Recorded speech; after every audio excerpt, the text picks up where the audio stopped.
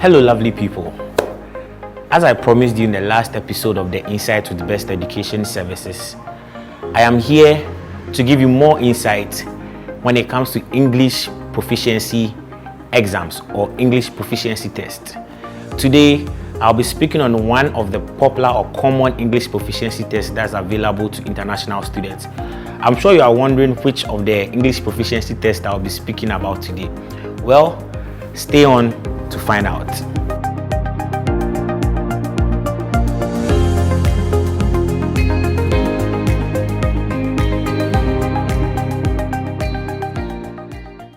In this episode, we'll be looking at IELTS, or as some people usually say, IELTS. What does IELTS stand for? It simply means International English Language Testing System. I'll take that again.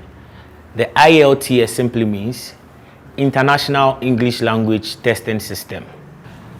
Now, this type of English proficiency test is accepted in more than 11,000 organizations and institutions in over 140 countries. You heard it right, 140 countries. Some of these countries include the UK, Australia, New Zealand, Canada, the USA. And as I mentioned in the first episode, the good news is that Best Education has partnership with institutions in some of these countries. First, let's talk about the IELTS Academic.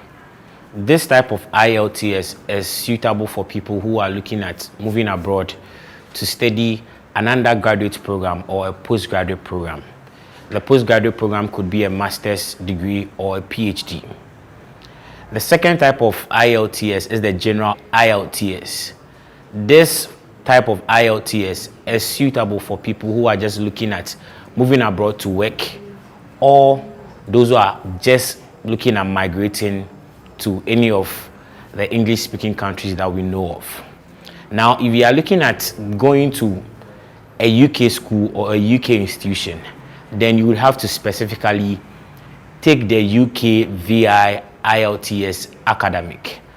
Another key thing you should note about the IELTS General is that people who are looking at getting jobs in their home country, so let's say a Ghanaian who is looking at getting employment here in Ghana, especially with a multinational company, can still take the IELTS General.